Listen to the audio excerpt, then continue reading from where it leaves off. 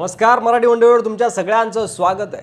काटोल विधानसभा मतदारसंघात यंदा बदलाचे वारे वाहत आहेत। गेल्या काही दिवसांमध्ये घडलेल्या राजकीय घडामोडी पाहता राजकीय समीकरण मोठ्या प्रमाणात बदललेली आहेत। गेल्या अनेक वर्षांपासून या मतदारसंघावर असलेल्या देशमुख घराण्याच्या सत्तेला आता धक्का बसणार असं चित्र सध्या या मतदारसंघात निर्माण झालंय आणि यामुळे या मतदारसंघात यंदा भाजपचं कमळ फुलण्याची चिन्ह आहेत।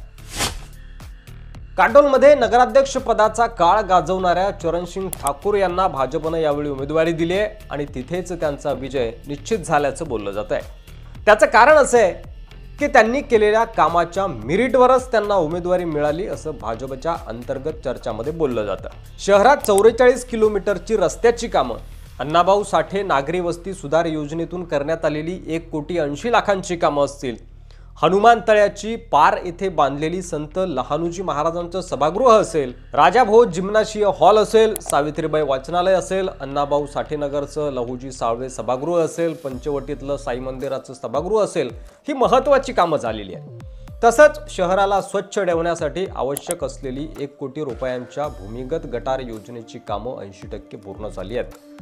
केंद्र सरकारच्या खेलो इंडिया योजनेच्या माध्यमातून तयार करण्यात आलेलं 5 कोटी रुपयांचा जलतरण तलाव असेल, पंतप्रधान आवास योजनेची कामं असतील आणि कोट्यावधी रुपयांची प्रस्तावित कामं आहेत। या सर्व कामांमुळे चरणसिंग ठाकूर म्हणजे काम करणारा माणूस अशी प्रतिमा त्या ठिकाणी चरणसिंग ठाकूर यांची तयार झालेली आहे।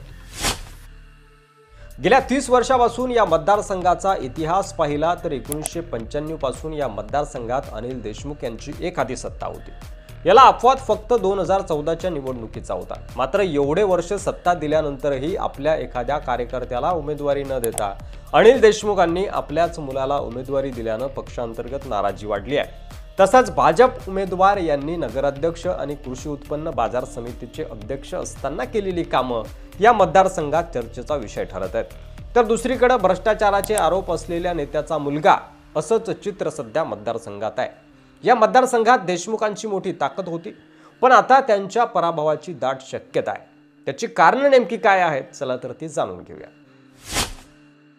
अनिल देशमुख हे गृहमंत्री असताना त्यांच्यावर मोठे आरोप झाले। गृहमंत्री पदावरच्या माणसाला अशा आरोपांमध्ये तुरुंगात जावं लागण्याची ही ऐतिहासिक घटना एकूणच देशमुखांना आणि काटोलला बदनाम करणारी होती आणि त्यामुळे लोकांमध्ये नाराजीची लाट आहे आणि त्यामुळे आता सलील देशमुख यांच्यावर जनता कितपत विश्वास ठेवेल यात शंका आहे।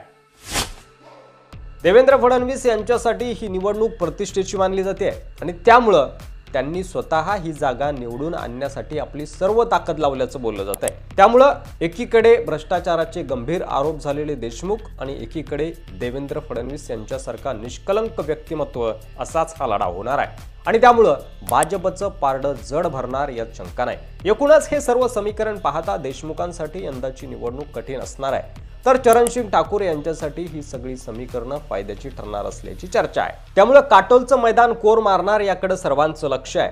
तुम्हाला काय वाटतंय, काटोलमध्ये कोण जिंकेल? तुमचं मत कमेंट बॉक्समध्ये लिहायला विसरू नका। व्हिडिओ आवडला असेल तर जास्तीत जास्त शेअर करा, चॅनलवर नवीन असाल तर सबस्क्राईब करा। धन्यवाद।